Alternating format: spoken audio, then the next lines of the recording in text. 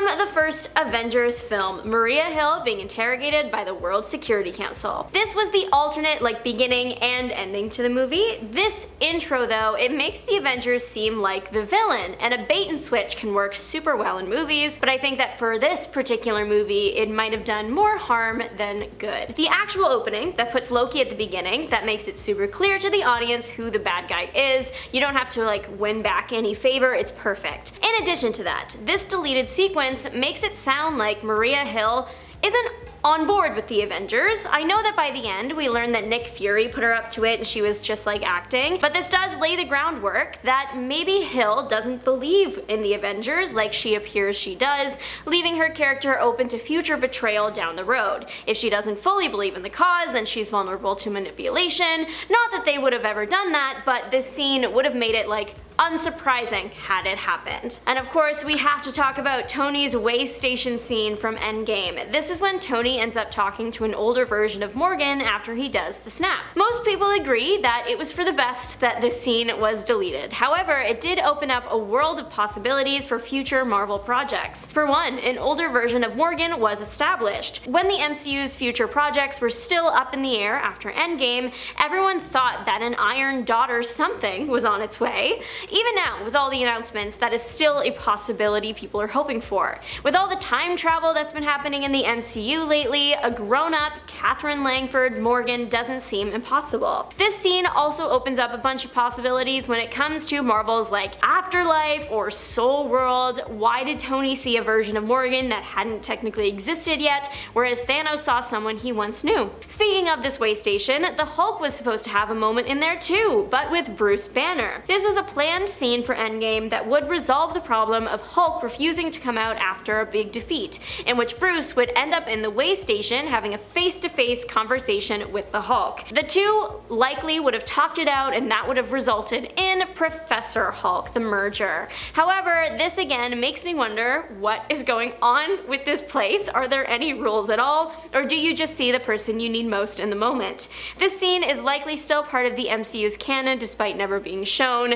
Endgame writer Christopher Marcus has made comments suggesting that this was the birth of Professor Hulk. But Professor Hulk almost joined the MCU in a very different way. In the Infinity War battle, Bruce Banner fights in the Hulk Buster suit because the Hulk is, refusing to surface. The Hulk Buster suit is strong but not perfect. There is a moment where Banner is starting to get overwhelmed and the Hulk still absent, so he has to do some quick thinking, ending up just throwing the villain off of himself. That scene almost looked incredibly different. Instead of Hulk staying quiet, the original plan was for when Banner got overwhelmed, the Hulk would burst out of the suit. There were even toys planned and created for this moment. It would have been the intro to Professor Hulk, so very different from the conversation in the Soul World. Maybe the scene in the way station would have been inserted there, but really, who knows? Some Marvel TV shows are mega hits, take WandaVision. Others never seem to reach mainstream fame, like for example, Agents of S.H.I.E.L.D. Agents of S.H.I.E.L.D. being part of the MCU is a highly debated topic that was almost laid to rest in Endgame. The concept art for the time heist sequence in Endgame referenced the name Whitehall, a character in the Agents series. This would have firmly established the series as part of the MCU. Unfortunately, we're still stuck wondering. Including this moment would have opened the MCU up to featuring some of the characters from the series or interfering more closely with the episodes. But Steve Rogers, the man out of time, this deleted scene is almost like a short film. It perfectly establishes what suddenly appearing in the 21st century would feel like to a guy that grew up without cell phones or Wi-Fi. It showcases how lost Steve feels in a world so far advanced than anything he knew, and how he's dealing with the loss of everyone he knew, becoming accustomed to how the city he grew up in changed so drastically. Pretty much every fan comment on this scene is about how people wished Marvel kept it in the movie since it was so well put together and fleshed out Steve's character. It gave him context that made many of his decisions in the first movie make way more sense. Steve was at times kind of standoffish and a little straight-laced, but when you remember that he's still reeling from his sudden awakening and then sent to spar with some aliens, he's doing his best. Speaking of those aliens, they were brought up again in a deleted scene from Avengers Endgame. morning. Rocket Raccoon is helping strategize with the Avengers, and they are going over some old battles of theirs, of course bringing up the one against the Chitauri. We all thought the Avengers were incredibly brave for defeating the alien army. However, Rocket Raccoon adds some interesting context, saying that the Chitauri are actually the suckiest army out there, asking the Avengers why they fought so long instead of just destroying the mothership. It makes sense now why interdimensional beings still attacked Earth after the Avengers' show of strength, because it wasn't actually a show of strength at all. However, as Marvel fans have pointed out online, Thanos uses this army himself multiple times. He gifts the army to Loki for the first Avengers film,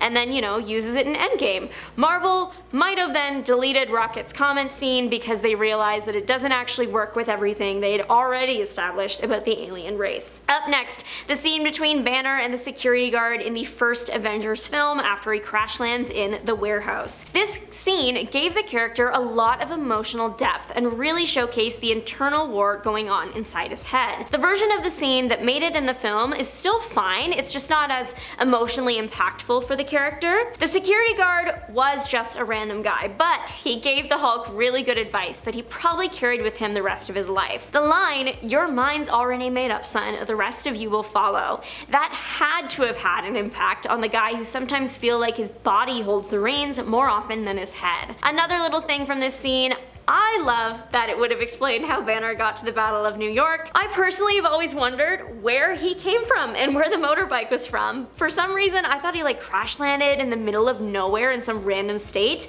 It never even occurred to me that he simply crash landed close to the city in New Jersey. Hot take, Marvel deletes Rhodey's scenes because it shows that he's really the smartest Avenger. The deleted scene from Endgame between Rhodey and Steve, where he asks Steve why he crashed the plane in the ice, to which Steve responds seriously that there were bombs on board, to which Rhodey responds, "You couldn't have jumped out of the plane before you crashed it." That will never not be funny, but it does make Cap's sacrifice in his first movie seem less impactful, so I can understand Marvel taking this moment out, even though it's hilarious. It also showcases how well trained and smart Rhodey is. We all know that War Machine is all that in a bag of chips, but he's also supposed to be kind of like Iron Man's backup. We can't have him being better at hero work than the main guys. Thor's trip to the Norn caves in Age of Ultron is shockingly different from the original version of that scene. In the original version of the scene, it's fully explained what's happening to Thor in the water and why they went there in the first place. The Norn were the ones that knew the future, so they were supposed to know all the answers, and that's why Thor went to their pool. He needed to know how to defeat Ultron. The scene sets up the Infinity Stones really well,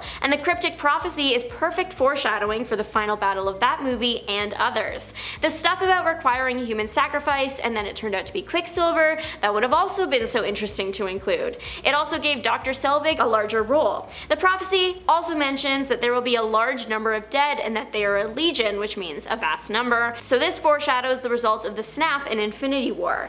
I wonder what would have happened if the Avengers were made aware of their future so far in advance. Would they have started preparing early, or just left it thinking the prophecy was about Ultron? The pool existing in the MCU would have opened up the possibility of Thor using it in later films, or even other MCU heroes taking a dip. But what do you think? Let us know. Bye!